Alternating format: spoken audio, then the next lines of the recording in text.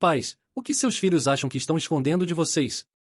Meu filho de 14 anos acha que é um mestre da dissimulação. Mas ele não faz ideia de que eu sei sobre seu canal secreto no YouTube. Descobri por acaso, quando estava limpando o quarto dele e encontrei um recibo amassado de um microfone de $300. No começo, fiquei furioso. Tínhamos acabado de conversar sobre gastos responsáveis. Mas antes de confrontá-lo, decidi investigar.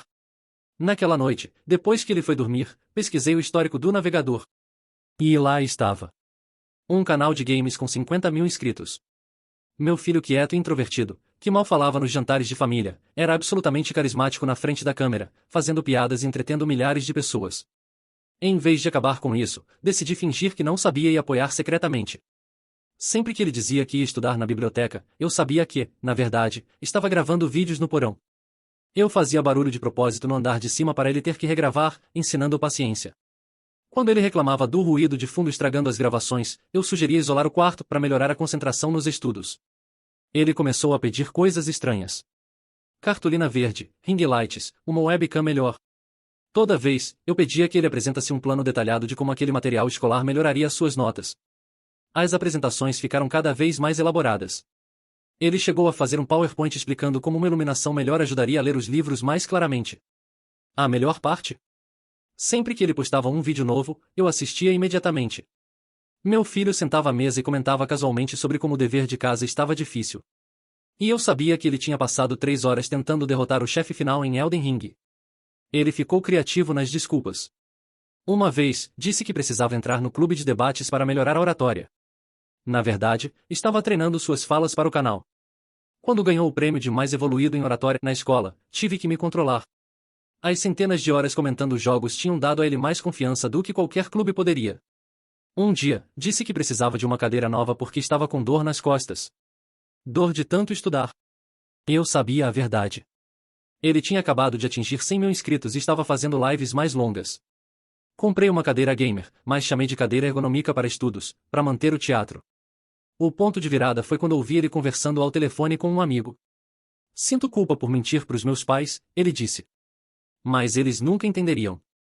Meu pai provavelmente só ia me dar um sermão sobre perder tempo com jogos. Aquilo me atingiu. Meu filho estava construindo algo impressionante. E com medo de que eu não entendesse. Então, bolei um plano. Criei uma conta anônima e virei seu maior apoiador. Sempre o primeiro a comentar nos vídeos, deixava feedbacks detalhados. Do jeito que eu queria poder fazer pessoalmente. Ele começou a mencionar esse seguidor misterioso nos vídeos, agradecendo pelo apoio. Então veio o maior vídeo de todos, 1 milhão de inscritos. Ele fez uma live para comemorar. E foi quando deixei a bomba cair. Doando $500 com a mensagem, em parabéns, filho. Da próxima vez que precisar de uma iluminação melhor para os estudos, é só pedir.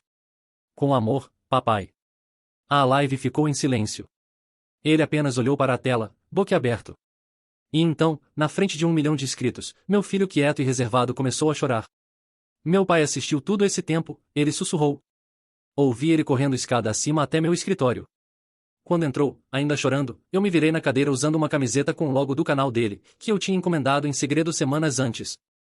Precisamos conversar sobre aquele microfone de $300 agora, né? Falei sorrindo. Ele se jogou em mim para um abraço, mas parou no meio. Espera. Todos aqueles barulhos, a ideia do isolamento acústico, as sugestões, foi tudo você? É claro, eu ri. Você acha que eu não ouvia você xingando por morrer pra Malenia às 3 da manhã? Eu que te criei. Eu sei como é a Fúria Gamer. Hoje ele transmite de um setup profissional no quarto. Sem mais esconderijos. Na semana passada, ele chegou a 2 milhões de inscritos. Aquele recibo de $300, que começou tudo, eu mandei emoldurar. Fica pendurado acima do setup dele, assinado por nós dois. Melhor investimento da minha vida. Quando ele chegou a 2 milhões de inscritos, começou a mudar. No começo, achei que era só o crescimento natural de quem conquista um público maior. Mais responsabilidade, mais pressão. Mas não, ou era outra coisa. Algo que eu, como pai, não queria ver, mas que ficou impossível de ignorar. Começou com o ego. Pequenas coisas. Corrigia meu jeito de falar como se eu estivesse atrapalhando sua marca pessoal. Dizia que minhas piadas eram cringe e pedia que eu não comentasse mais nos vídeos com minha conta anônima. É esquisito, pai. Me deixa parecer infantil. Aquilo doeu. Era o mesmo garoto que chorou na live quando descobriu que eu apoiava o tempo todo. Agora me chamava de constrangedor? Depois veio a indiferença. Passava por mim na casa como se fosse um hóspede. Sumia por dias no quarto, só descia para pegar comida, comida que eu cozinhava, ainda tentando manter um mínimo de conexão. E mesmo quando eu tentava perguntar algo simples, como foi a live, ele respondia com um monossílabo ou com tô ocupado, depois falo. Nunca falava depois. O auge foi quando uma empresa de tecnologia me ligou. Eles queriam confirmar se eu realmente era o responsável legal pela conta bancária atrelada ao canal. E estranhei. Meu nome não deveria nem estar envolvido mais. E foi aí que descobri que ele usava meu CPF e meu nome para fazer contratos, abrir contas, receber pagamentos. Tudo sem me avisar. Confrontei ele na hora. Você usou meu nome para fechar contrato com patrocinador?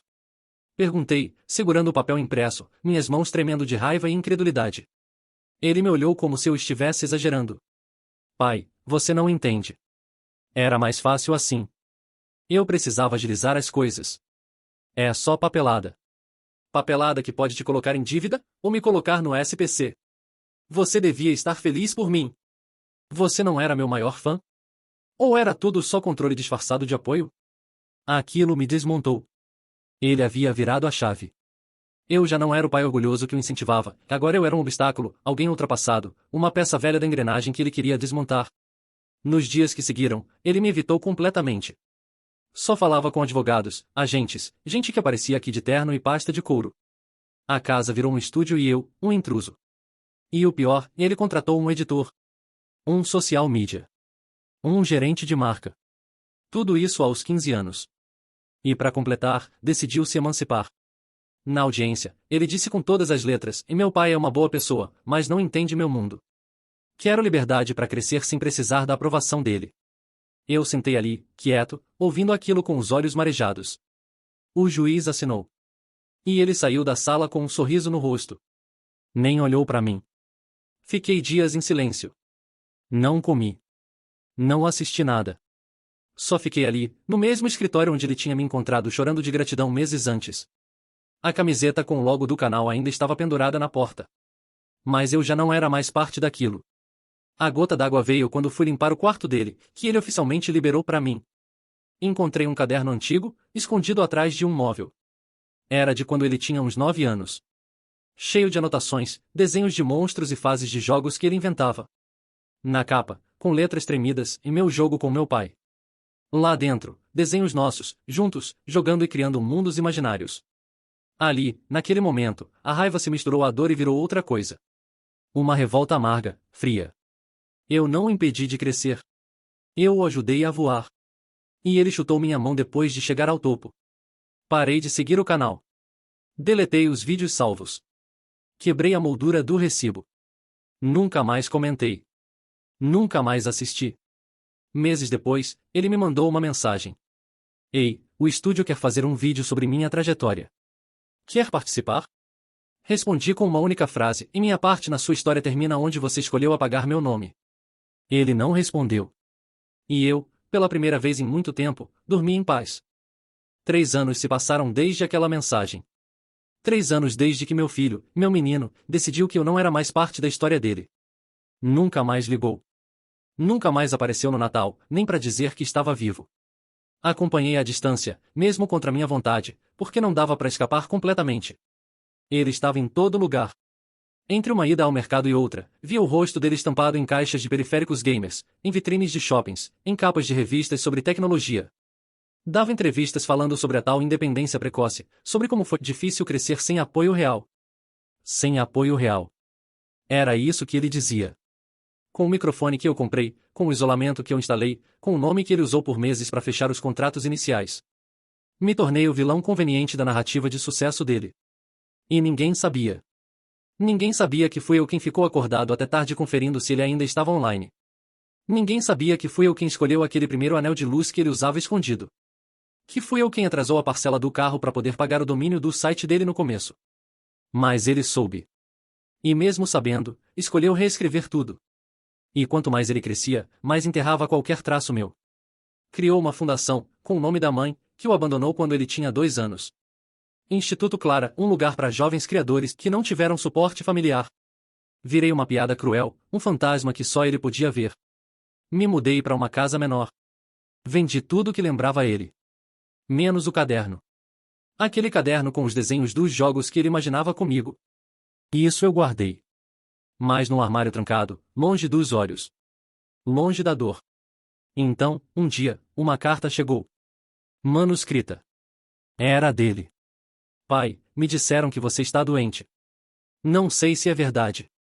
Mas se for, queria te ver. Não por mim. Por nós. Não era verdade. Eu estava saudável, velho, mas vivo. E por um momento, pensei em responder. Achei que talvez, só talvez, ele estivesse tentando limpar algo dentro dele.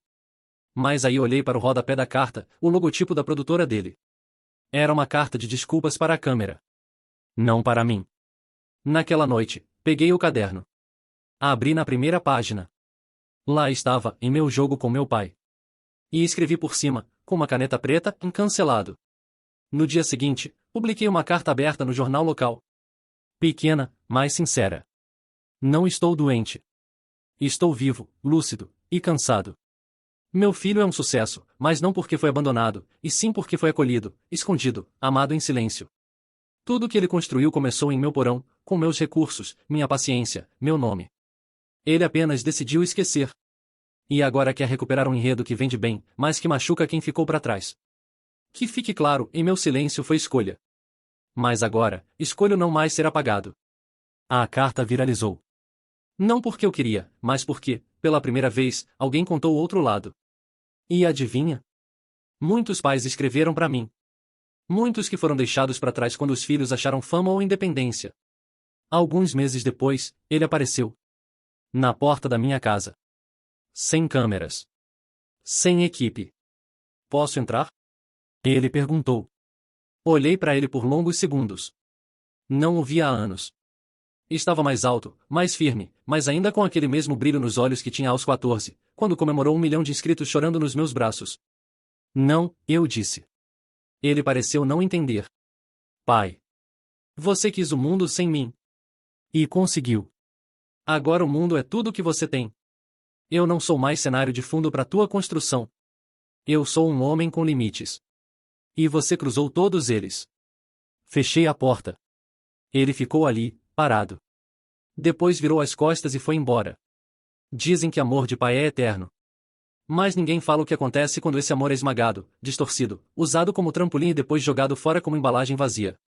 Eu amei. E foi verdadeiro. Mas até o mais profundo amor tem um ponto de ruptura. Hoje, o canal dele ainda cresce. Milhões o seguem. Mas quando vejo, já não reconheço mais o garoto que fingia estudar para gravar no porão. Só vejo um homem que decidiu que o sucesso era mais importante do que quem o ajudou a chegar até lá. E talvez, só talvez, isso seja o verdadeiro fracasso. Meses se passaram desde que fechei a porta na cara dele. Não me arrependo. Nem por um segundo. O que ele queria não era reconciliação. Era absolvição. Um perdão de vitrine para mostrar ao público que fez as pazes com o passado. Mas eu não sou uma mancha a ser apagada com um vídeo de 10 minutos e música emotiva ao fundo. Depois daquilo, a imprensa caiu em cima.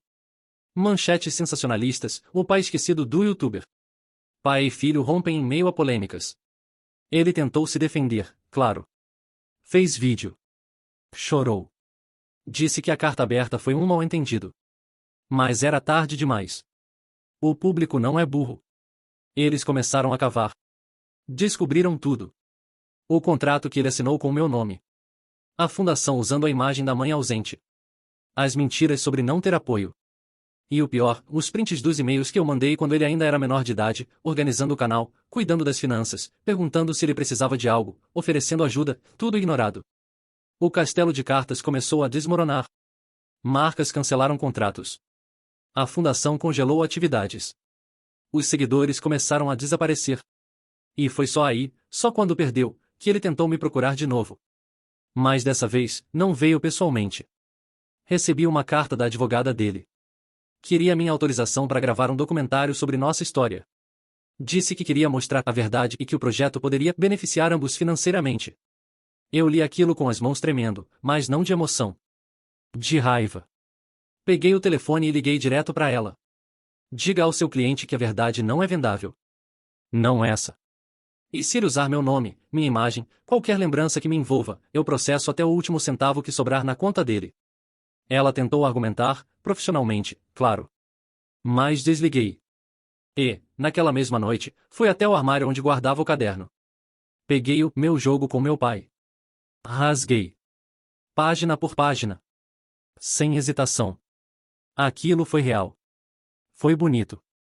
Mas acabou. E não merecia mais viver nas sombras da mentira que ele construiu. Comecei a escrever. Um blog. Pequeno, anônimo. Um espaço meu. Chamava-se Por Trás da Câmera. Nele, comecei a contar histórias de pais como eu, apagados dos créditos pelos próprios filhos. Os bastidores do sucesso, os nomes que ninguém menciona nos agradecimentos. Logo o blog viralizou. Gente do mundo inteiro escreveu. E assim, sem pretensão, criei um espaço de verdade, não fama. Foi então que recebi uma mensagem direta, sem assinatura. Pai, sei que está por trás do blog. Li tudo. Sinto muito. Ainda te amo. Senti o estômago embrulhar. Ainda te amo. Como se o amor dele fosse uma torneira que ele pudesse abrir ou fechar quando quisesse. Como se o estrago que ele fez fosse uma fase de videogame que dava para reiniciar. Mas não era. Respondi com calma. Fria, mas honesta. Não preciso do seu amor. Preciso da sua ausência. Cresça com o peso do que perdeu. Assim como eu cresci com o peso do que dei. Ele nunca respondeu. E foi aí que finalmente me senti livre. Hoje, moro em outro lugar. Um lugar pequeno, mas meu. Não carrego mais o fardo de ter sido o herói secreto de uma história que me descartou. E quando ouço o nome dele na TV, cada vez mais raro, não me dói mais. Só penso em ele teve tudo. Só não soube cuidar. E eu? Eu continuo aqui. Sem aplausos. Mais inteiro. A última coisa que eu esperava era vê-lo aparecer na porta do meu novo apartamento, com um boné cobrindo o rosto, uma mochila nas costas e o olhar de quem perdeu tudo, porque, no fundo, perdeu mesmo. Tentei fechar a porta antes que dissesse qualquer coisa, mas ele foi rápido. Pai, só me escuta. Fiquei parado. Não por piedade, mas por curiosidade mórbida. Que versão da história ele estava preparando agora? O filho arrependido? O homem humilde que foi enganado pela fama?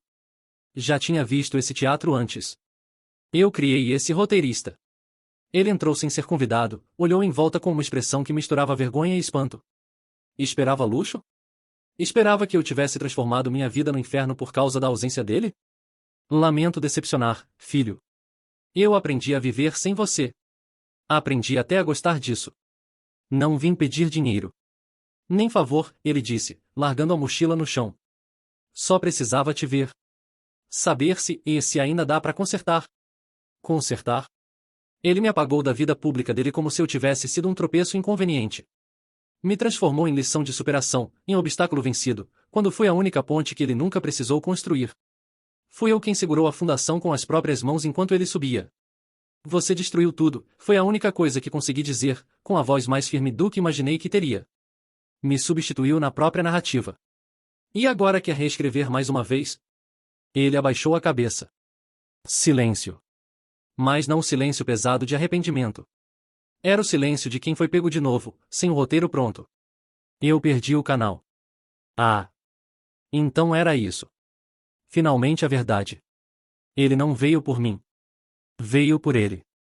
Porque a conta venceu, os contratos evaporaram, os seguidores desapareceram como aplausos depois de um show ruim. As marcas cortaram laços. Ninguém confia mais. A produtora quer processar por quebra de imagem. Me expulsaram do apartamento.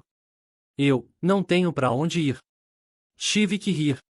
Uma risada seca, amarga, a primeira que escapou desde que ele me deixou para trás com a mesma frieza com que agora me pedia socorro. E o que você quer de mim, exatamente? Que eu te ofereça a cama. O café da manhã. Que eu compre outro microfone de $300 e diga que tudo vai ficar bem.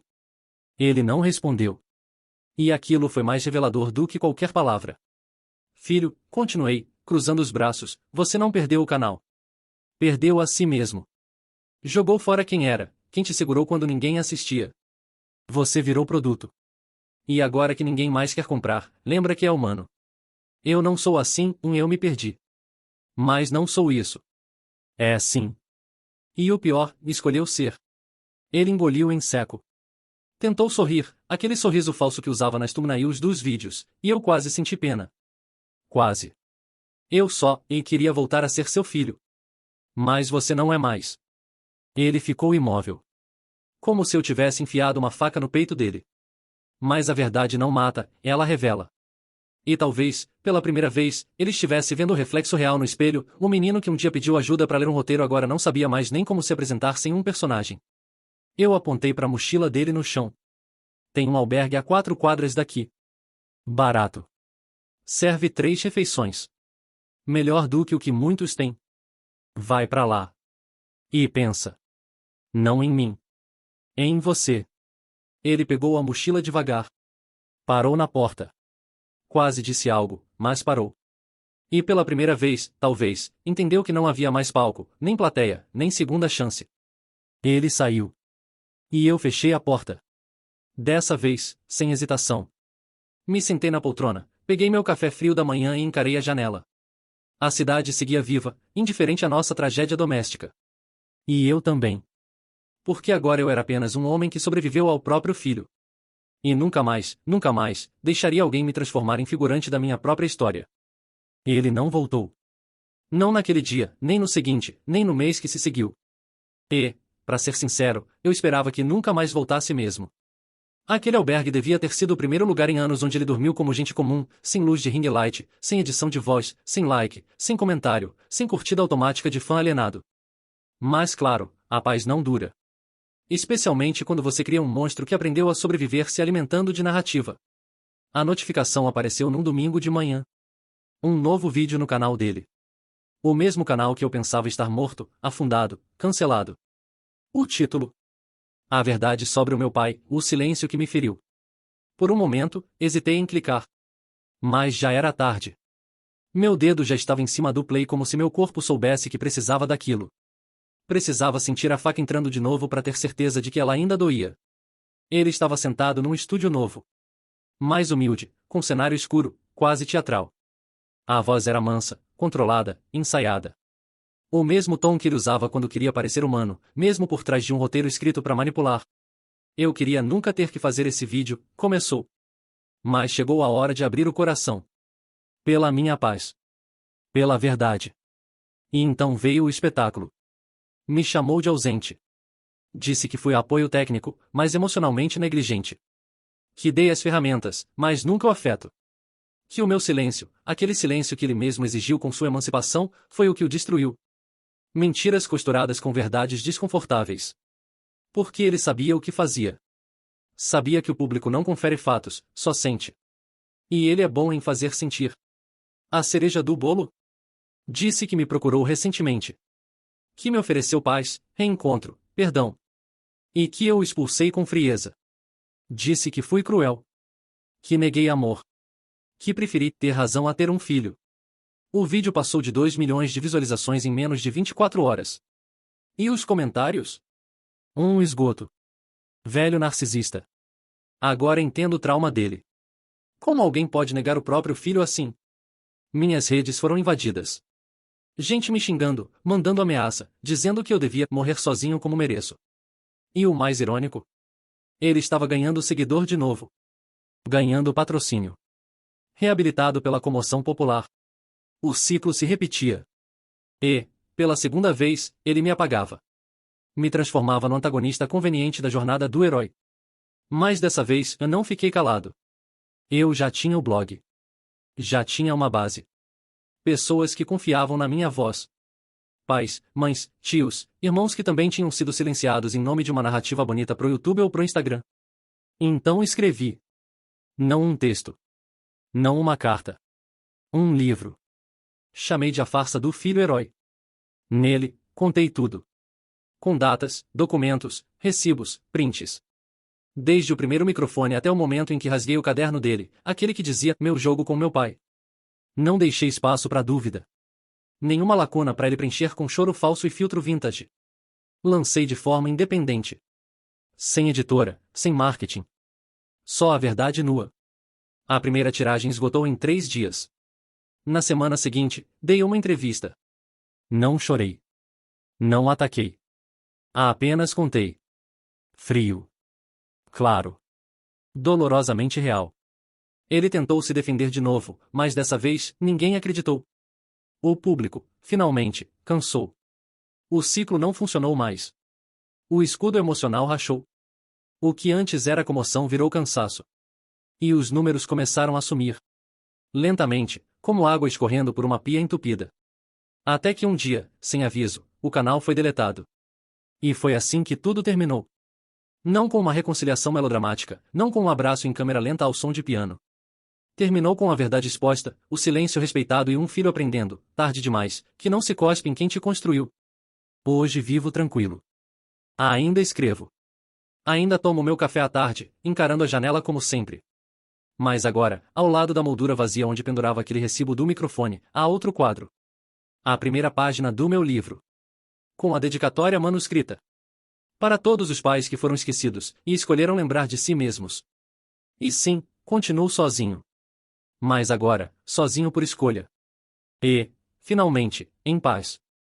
Foram meses de calmaria depois que o canal dele caiu. O mundo ficou mais silencioso sem a presença constante da imagem dele sendo vendida como produto de superação. As marcas sumiram. Os fãs evaporaram. O nome dele virou sinônimo de vergonha entre agências e estúdios. Mas ainda havia algo em mim que não estava em paz. Eu não sou homem de vingança impulsiva. Nunca fui. Mas a vida me ensinou que há coisas que o tempo não conserta. Algumas feridas não cicatrizam com silêncio. Algumas traições exigem resposta. Não por ódio, mas por justiça. A destruição da minha imagem pública, o linchamento digital, a inversão calculada da história, e tudo isso teve consequências. Eu perdi empregos. Contratos que eu tinha como consultor freelancer foram cancelados depois do vídeo dele. Amigos se afastaram. E, acima de tudo, eu perdi minha própria voz por um tempo. E ele achou que podia simplesmente apagar o canal, desaparecer por um tempo e se reconstruir em outra plataforma, com outro nome. Porque foi isso que ele tentou fazer. Usando um novo pseudônimo, ele criou uma identidade falsa e começou a postar vídeos novamente. Mas agora, numa linha mística, falando sobre recomeços, cura, energia, crescimento espiritual. Um personagem completamente novo, com barba por fazer, roupas neutras, e frases vazias como o universo dá o retorno certo para quem planta luz. Mas eu o conhecia. Conhecia cada tique, cada tom de voz. A maquiagem espiritual não escondia o oportunismo. E foi aí que eu entrei em cena. Reuni todas as provas. Todos os documentos que ligavam a nova identidade dele à antiga. Prints de IP, e-mails, contratos com o mesmo número de conta bancária, publicações antigas que ele esqueceu de apagar, arquivos de registro de domínio conectando o novo canal ao nome da mãe ausente, a mesma imagem que ele já havia usado como escudo antes. Entrei com uma denúncia formal por fraude, plágio de identidade e uso indevido de imagem familiar. Mas isso era só o começo. Lembrei de um detalhe que ele havia esquecido, naquele recibo do primeiro microfone, comprado com meu cartão de crédito. Eu ainda tinha o comprovante. E sabe o que mais? Todas as doações recebidas até a emancipação legal dele também estavam em meu nome. Legalmente, eu era o responsável. E isso significava uma coisa só: em impostos não pagos, declarações omitidas, contratos firmados com um menor, mascarados como se fossem por um adulto. Levei tudo às autoridades fiscais. Os processos começaram discretos, como tudo nesse tipo de investigação. Mas logo vieram à tona. A nova persona espiritual foi desmascarada. Manchetes surgiram: um influencer espiritual está sendo investigado por fraude fiscal e identidade falsa. As redes novamente se inflamaram. Só que dessa vez, não havia narrativa pronta. Ele tentou se defender, claro. Apareceu num vídeo mal gravado, com o rosto abatido, dizendo que estava sofrendo perseguição de um familiar ressentido. Mas não colou. Porque dessa vez, eu também tinha um vídeo. Não chorei. Não fiz teatro. Gravei sentado na mesma poltrona onde tudo começou. Falei como pai. Mas também como homem. Falei do abuso emocional, da manipulação pública, das consequências reais que ele nunca pagou. Mostrei documentos. Mostrei datas. Mostrei quem realmente era o filho que o mundo idolatrava. O vídeo explodiu. E dessa vez, ninguém o defendeu. Ele perdeu todos os canais. Teve que pagar multa. Teve bens bloqueados. Descobriu o que acontece quando se brinca com a imagem alheia achando que o mundo é um tabuleiro onde só ele tem peças. Soube, por amigos em comum, que foi morar num pequeno quarto alugado, sem câmera, sem microfone, sem público. Trabalha num café, de vez em quando. Quase ninguém o reconhece. E os que reconhecem, desviam. Quanto a mim, voltei a ser ouvido. Fui convidado para palestrar sobre abuso digital e parental.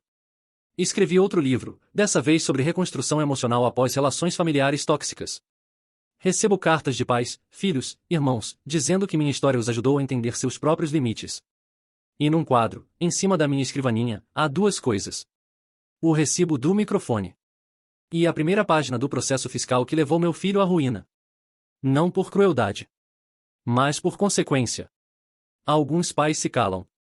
Outros perdoam. Eu ensinei meu filho a nunca cuspir no alicerce que te construiu. E agora ele tem tempo de sobra para refletir. Silenciosamente. Como eu fiz. Por anos.